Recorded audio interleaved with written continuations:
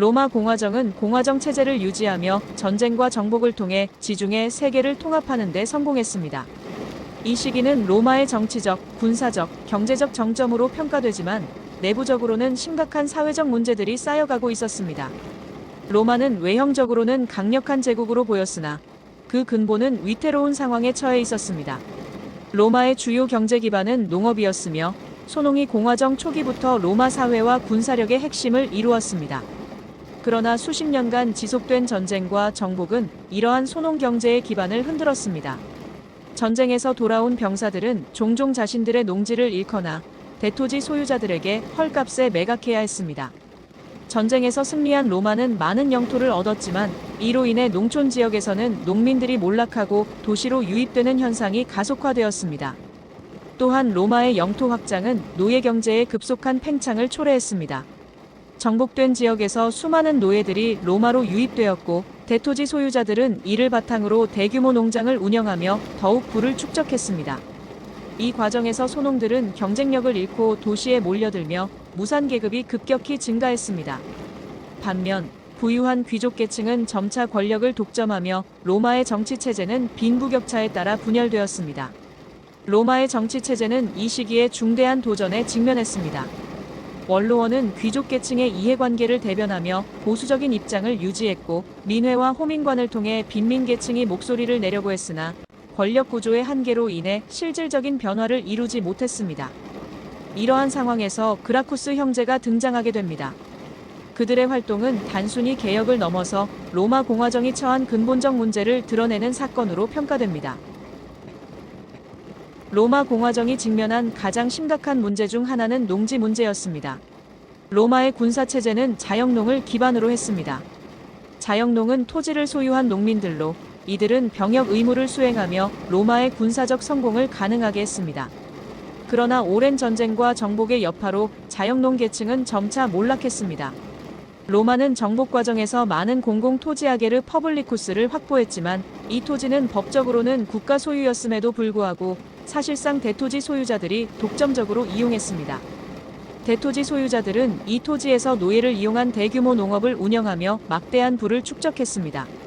반면 소농들은 전쟁에 징집되면서 농지를 경작할 여력이 없어졌고 돌아왔을 때는 이미 빚을 지거나 토지를 잃은 상태였습니다. 이러한 문제는 로마 사회의 계급 갈등을 심화시켰습니다. 도시로 몰려든 농민들은 일자리를 찾지 못한 채 실업자 계층으로 전락했습니다. 로마의 도시는 점점 과밀화되었고 사회적 불안은 커져갔습니다.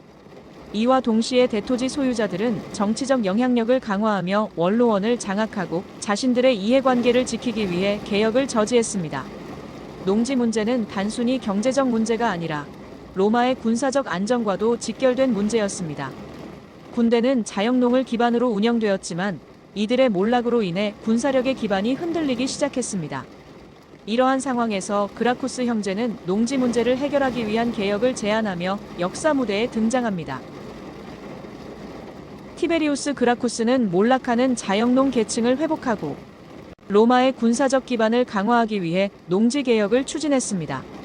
그는 호민관으로서 민중의 지지를 받으며 원로원이 아닌 민회를 통해 개혁 법안을 통과시키고자 했습니다. 티베리우스의 개혁 내용: 공공토지의 점유 한도를 설정하고 초과 점유 토지를 몰수하여 무산 계급에게 재분배, 농민 계층을 복원하여 로마 군사 체제를 안정화, 농지 개혁을 통해 빈부격차를 완화하고 사회적 안정 도모. 이 개혁은 민중의 열렬한 지지를 받았지만 대토지 소유자 계층과 원로원의 강한 반발을 초래했습니다. 원로원은 개혁이 자신들의 경제적 이해관계를 위협한다고 보았으며 티베리우스가 민회의 권력을 확대하려는 정치적 야망을 가지고 있다고 비난했습니다. 티베리우스는 원로원의 저항을 극복하기 위해 전례 없는 방식으로 재선에 도전했으나 이는 정치적 관습을 깨뜨린 행위로 간주되었습니다. 결국 원로원의 주도 아래 티베리우스는 폭력 사태로 인해 암살당했습니다. 그의 죽음은 로마 공화정의 정치적 갈등이 점차 폭력적인 양상으로 치닫는 계기가 되었습니다. 형의 유산을 잇다. 티베리우스의 죽음 이후 그의 동생 가이우스 그라쿠스는 형의 유산을 이어받아 더욱 급진적인 개혁을 추진했습니다. 가이우스는 형과 달리 다각적인 접근법을 사용하며 다양한 계층의 지지를 얻으려 했습니다. 가이우스의 주요 개혁, 형의 농지 개혁을 이어받아 공공토지를 소농에게 분배하는 정책 지속, 빈민 계층에게 저렴한 가격으로 곡물을 제공하여 생계를 안정화, 로마 시민권을 동맹시로 확대하여 군사력과 동맹체제를 강화하려는 시도, 기사계급의 권한 확대로 원로원의 견제를 위해 기사계급에게 행정적 권한 부여. 가이우스는 형보다 더 정교하고 체계적으로 개혁을 추진했으나 그의 개혁은 다양한 이해관계를 건드리며 더욱 큰 반발을 불러일으켰습니다. 결국 가이우스는 원로원과 보수 세력의 압박 속에서 정치적 고립에 빠졌고 비극적으로 자살하며 생을 마감했습니다. 그라쿠스 형제의 개혁은 모두 실패로 끝났지만 그들의 노력은 로마 공화정의 근본적 모순을 드러냈습니다.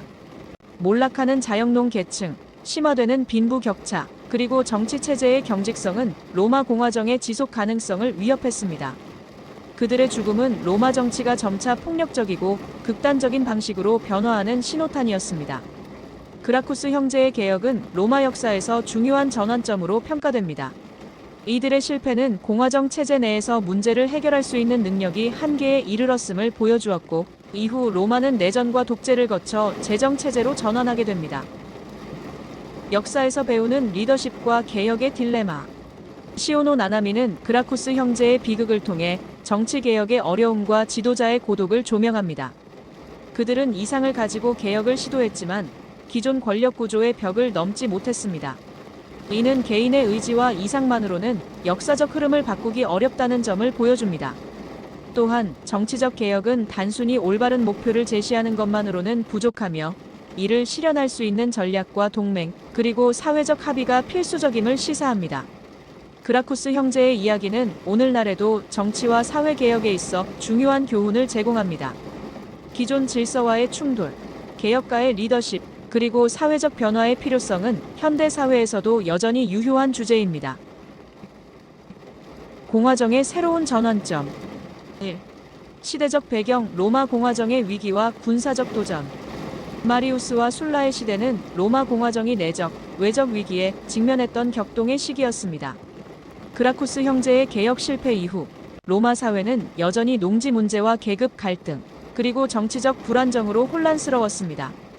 외부적으로는 새로운 적들이 로마의 패권에 도전하며 군사적 위기를 초래했습니다. 기원전 2세기 말 북아프리카의 유구르타 전쟁은 로마의 부패한 원로원 정치와 기존 군사체제의 한계를 드러냈습니다. 또한 기원전 113년부터 시작된 게르만족 침입은 로마의 군사력을 크게 위협했습니다. 이 과정에서 로마는 기존의 귀족 중심 정치와 군사체제가 더 이상 효과적이지 않다는 사실을 깨닫게 됩니다. 이러한 배경 속에서 등장한 인물이 바로 가이우스 마리우스와 루키우스 코르넬리우스 술라입니다. 두 사람은 군사적 재능과 정치적 야망을 바탕으로 로마의 역사를 새로운 방향으로 이끌었습니다. 하지만 이들의 충돌은 공화정 체제의 근본적 모순을 폭로하며 이후 로마 내전의 시대를 여는 서막이 되었습니다. 2. 마리우스의 군사개혁과 민중의 영웅. 가이우스 마리우스는 민중계층 출신의 새로운 유형의 정치인이었습니다. 그는 기원전 107년에 집정관으로 선출되며 로마의 군사체제를 대대적으로 개혁했습니다. 마리우스는 기존의 귀족 중심 병역 제도를 폐지하고 무산자 계층을 포함한 시민 누구나 군에 입대할 수 있도록 허용했습니다. 마리우스의 군사개혁 주요 내용. 토지 소유 요건을 폐지하여 무산자도 군 입대 가능. 병사들을 직업군인으로 훈련시키고 정규 급여와 퇴역 후 토지 제공을 약속. 기존 민병대적 체제를 버리고 군단을 독립적이고 효율적으로 조직. 이 개혁은 로마 군대의 효율성을 극적으로 향상시켰습니다. 특히 킴브리족과 테우토니족의 침입을 격퇴하는 데 성공하며 마리우스는 로마의 구원자로 떠올랐습니다. 그는 기원전 104년부터 5년 연속 집정관으로 재임하며 로마 정치사에서 전례 없는 권력을 누렸습니다. 하지만 그의 개혁은 장기적으로 새로운 문제를 낳았습니다. 군대가 국가가 아닌 개인 지휘관에게 충성하는 경향이 강화되었고, 이는 이후 로마 내전의 주요 원인 중 하나가 되었습니다. 루키우스 코르넬리우스 술라는 귀족계층 출신으로 뛰어난 군사적 재능과 정치적 야망을 가진 인물이었습니다. 그는 마리우스의 지휘 아래 유구르타 전쟁과 동방의 동맹시 전쟁에서 두각을 나타내며 명성을 쌓았습니다. 술라는 마리우스와는 대조적으로 원로원 중심의 전통적 권위와 귀족 계급의 이익을 옹호했습니다. 그는 원로원 체제의 회복을 목표로 삼았으며 이를 위해 마리우스와의 대립을 피할 수 없었습니다. 기원전 88년 술라는 동방의 미트리다테스 6세와의 전쟁을 지휘하기 위해 총사령관으로 임명되었습니다. 그러나 마리우스가 민회를 통해 술라의 임명을 무효화하고 자신이 그 자리를 차지하려 하면서 두 사람의 갈등이 폭발했습니다.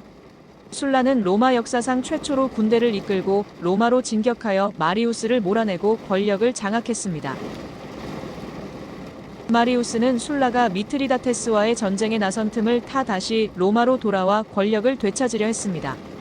그는 자신의 지지 세력을 규합하여 로마에서 술라파를 숙청하며 대규모 학살을 감행했습니다.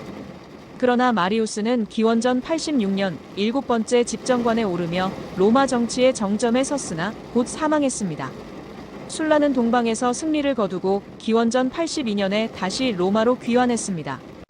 그는 마리우스파와의 최종 내전을 벌여 승리하며 로마의 완전한 지배자가 되었습니다. 이 과정에서 술라는 대규모 숙청을 단행하여 마리우스파를 제거하고 자신의 권력을 공고히 했습니다. 술라는 기원전 82년에 독재관으로 임명되며 공화정 체제 아래 전례 없는 권력을 행사했습니다. 그는 자신의 권력을 정당화하기 위해 로마의 전통적 공화정 체제를 보수하려 했습니다. 술라의 주요 개혁: 민회의 권한 축소 및 호민관의 권한 제한, 새로운 법체계를 도입하여 귀족계층의 이익을 보호, 자신의 군대에 충성한 병사들에게 토지를 분배하여 지지 기반 확보. 술라는 개혁을 통해 로마 공화정을 안정시키려 했지만 그의 독재는 본질적으로 공화정의 근본적 문제를 해결하지 못했습니다. 오히려 그는 자신의 권력을 유지하기 위해 폭력과 공포 정치를 사용하며 공화정의 이상을 훼손했습니다. 기원전 79년 술라는 독재관직에서 물러나 은퇴했지만 그의 정책은 로마 정치에 깊은 영향을 남겼습니다. 술라의 행적은 이후 로마 정치에서 독재와 폭력이 어떻게 권력 투쟁의 도구로 사용될 수 있는지를 보여주는 사례가 되었습니다.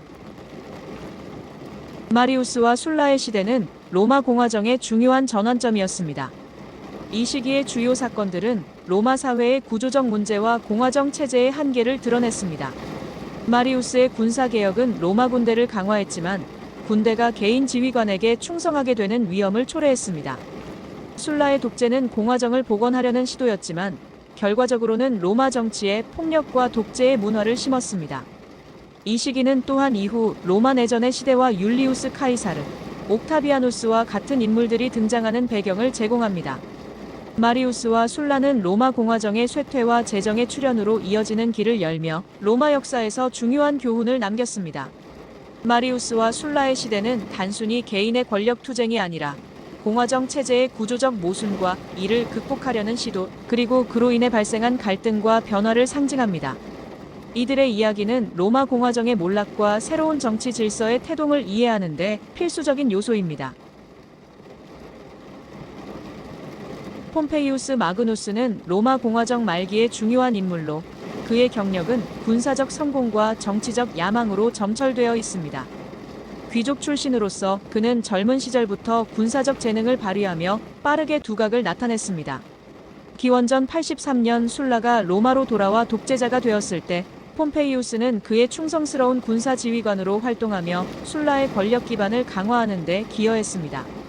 술라는 폼페이우스를 위대한 자라는 칭호로 부르며 그의 공로를 인정했습니다. 폼페이우스는 이어서 스페인에서의 세르토리우스 반란 진압과 지중해에서의 해적 소탕 작전, 그리고 동방에서의 미트리다테스 전쟁을 성공적으로 이끌며 로마의 영토 확장과 안정에 크게 기여했습니다. 폼페이우스의 경력에서 가장 두드러지는 업적 중 하나는 지중해의 해적 소탕 작전입니다. 해적들은 로마의 주요 해상 무역로를 위협하며 공화정 경제에 큰 타격을 주고 있었습니다. 기원전 67년 로마 원로원은 폼페이우스에게 해적 소탕을 위한 특별 명령권을 부여했습니다. 폼페이우스는 단 3개월 만에 지중해 전역의 해적을 소탕하며 군사적 재능과 조직력을 입증했습니다. 이 성공은 그의 명성을 더욱 높이는 계기가 되었습니다. 이후 기원전 66년 폼페이우스는 미트리다테스 6세와의 전쟁에서 승리하며 동방 지역을 로마의 지배하에 두는 데 성공했습니다. 그는 소아시아, 시리아, 그리고 유대를 포함한 동방 영토를 로마의 속주로 편입시켰습니다. 이로써 폼페이우스는 로마 역사상 가장 큰 영토 확장을 이끈 장군으로 자리매김했습니다. 공화정 체제의 한계. 폼페이우스는 군사적 성공을 통해 엄청난 명성을 얻었지만 그의 정치적 야망은 로마 원로원과의 갈등을 불러일으켰습니다. 원로원 귀족들은 폼페이우스의 급격한 부상과 독립적인 군사 권력을 경계했습니다. 특히 폼페이우스는 자신의 군사적 성공에 걸맞는 정치적 보상을 요구했으나 원로원은 이를 거부하며 그의 영향력을 견제하려 했습니다. 이는 폼페이우스를 포함한 야심가들이 전통적인 공화정 체제를 우회하거나 무력으로 돌파하려는 동기를 부여했습니다. 삼두 정치의 시작. 기원전 60년 폼페이우스는 율리우스 카이사르와 마르쿠스 리키니우스 크라수스와 함께 삼두 정치를 결성했습니다. 이 비공식 동맹은 원로원의 견제를 무력화하고 세 인물 각각의 이익을 충족시키는 데 목적이 있었습니다. 삼두 정치의 주요 내용. 폼페이우스는 자신의 동방 정복 업적을 공식적으로 인정받고 퇴역 병사들에게 토지를 분배할 수 있는 법적 권리를 확보. 크라수스는 자신의 재정적 권력을 바탕으로 정치적 영향력을 확대.